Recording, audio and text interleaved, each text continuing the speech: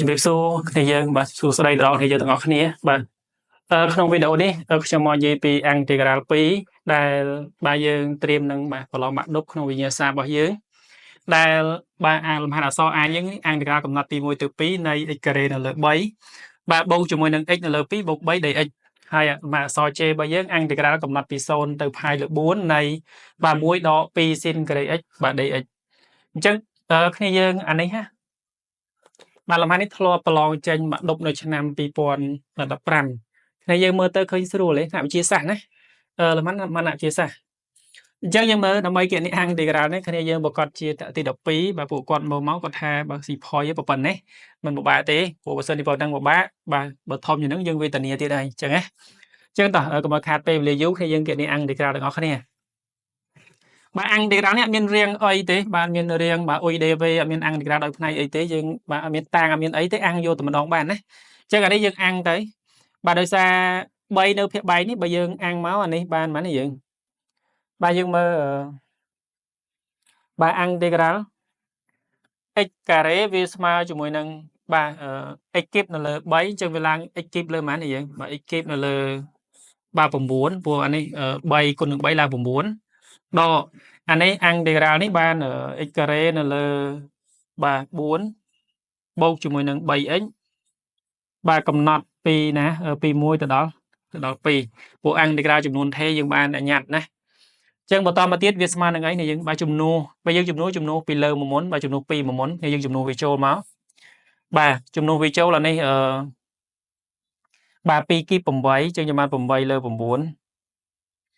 បាទដកជាមួយនឹងបាទនេះបាន4អញ្ចឹង4លើ4 1បាទ2ការ៉េ4 4ទៅ4 1បាទបូកជាមួយនឹង3គុណនឹង2បាន6បាទដកជាមួយនឹងបាទយើងជួស1ចូលម្ដងយើងបានប្រហែលនេះយើងបាន1លើ9បាទអានេះយើងជួសចូលមកយើងបាន1លើ4អាយ៉ាបាទដក1លើ4នេះយើងដក1លើ4បាទបូកជាមួយនឹង3បន្តមកទៀតគ្នាយើងមើលលំហាត់នេះមើលទៅដូចជាបាទមិនស្រួលប៉ុន្មានទេរញ៉េរញ៉ៃគូសំណាអញ្ចឹងគ្នាយើងដកវាទៅបាទយើងគុណសញ្ញាដកចូលឲ្យហើយក៏បានឡើងនេះឬក៏គ្នាយើងតម្រូវភាគបែងក៏បានប៉ុន្តែមុនតម្រូវភាគបែងសូមបូកដកឲ្យហើយវិញល្អជាងបាទនេះយើង8លើ4នេះ8លើ9នេះដកគ្នាបានអញ្ចឹងនៅសល់7លើ9បាទ7លើ9អានេះនៅសល់5អញ្ចឹង5អានេះបានបូកជាមួយលើ4សិនបាទនេះ5អញ្ចឹង5ដក3នៅសល់2អញ្ចឹងបាទវាបានបាទបូក2អញ្ចឹងតម្រូវភាគបែងទៅយកប្រហែលនេះយើងបាទយក36នេះយើងច្រើនបាទយក36ទៅគ្រូមើលទៅបាទគ្រូសំដែរអញ្ចឹងយក36ទៅអានេះគុណថែម4អញ្ចឹង4 7 28បូកជាមួយនេះគុណថែម9បាន9អានេះបាន36គុណនឹង2វាបានប៉ុន្មានយើង72ហ៎បាទ72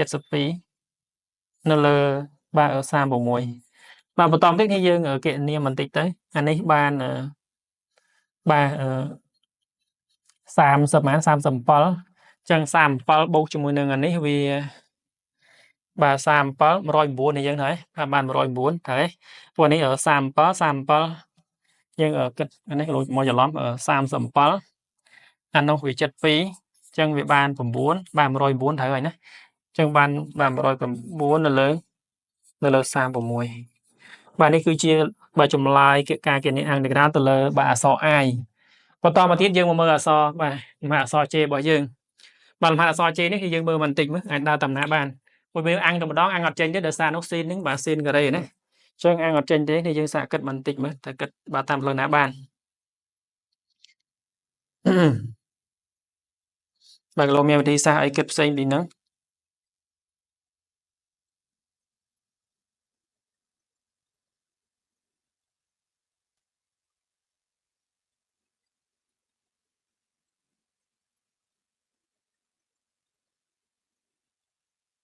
បាទមែននេះយើងមានផ្លូវដែរបាទកុំឲ្យខាតពេលខ្ញុំកែបន្តតែម្ដងអញ្ចឹងនៅក្នុង integral នេះបើសិនយើងអាំងតែម្ដងអត់មានទេណា integral បាទsin ការ៉េ x អាហ្នឹងអត់មានរូបមន្តទេសម្រាប់ integral តែយើងអាចបំលែងបានដោយសារយើងដឹងថាបាទកន្លែងនេះ1ដក2 sin បាទការ៉េ x នេះយើងអាចស្មើជាមួយនឹងអីនេះយើងបាទស្មើនឹង cos 2 បាទកូពីអញបាទនេះគឺជារូបមន្តនៅកន្លែងនេះចឹងយើងអាចប្រើរូបមន្តនេះដើម្បីគណនាអង្គ integral មួយនេះបានចឹងខ្ញុំដាក់ស្មើតែម្ដងចឹង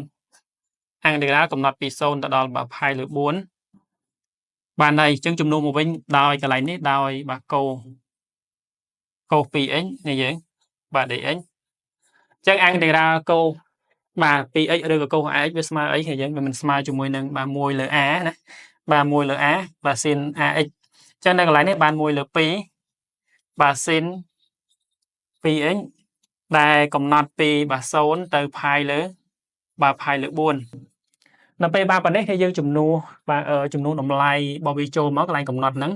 បាទយើងចំនួនទៅយើងបាន1លើ2បាទ sin 2 pi លើ4បាទដកជាមួយនឹង1លើ2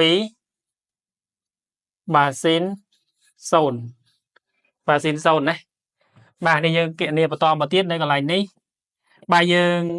2 pi លើ4នេះthìយើងសម្រួល2ទៅនៅសល់ pi លើប៉ុន្មានយើងបាទនៅសល់ pi លើ